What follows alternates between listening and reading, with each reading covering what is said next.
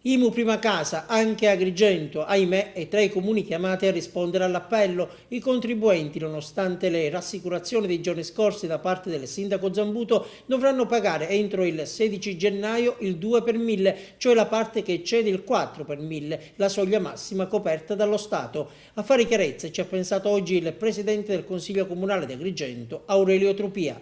Sono arrivate le precisazioni da parte del governo centrale dove si dice che loro, indipendentemente dalla data in cui il comune ha provveduto ad aumentare l'IMU, quindi se era 2012 o 2013, loro provvederanno a concorrere e quindi ad effettuare trasferimenti sino ad un importo che è pari all'aliquota base della prima casa, cioè del 4 per 1000. Anche i cittadini di Agrigento dovranno attendersi la mini stangata, contrariamente a quanto si è detto negli ultimi giorni che non sono soggetti al pagamento di questa imposta.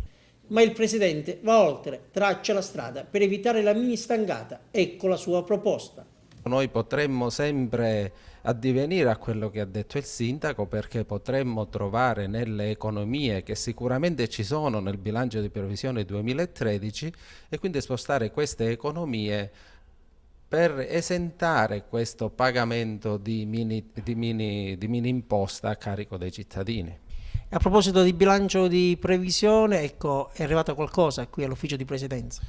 Ma ad oggi ufficialmente non è arrivata nessuna proposta di delibera per quanto riguarda il bilancio di previsione. Noi in maniera ufficiosa abbiamo chiesto all'ufficio economico finanziario di farci pervenire quantomeno gli allegati, così che da dare possibilità a tutti i consiglieri, e lo abbiamo già fatto, quindi abbiamo distribuito a tutti i consiglieri questi allegati, di iniziare a lavorarci e vedere effettivamente come sono i conti del comune.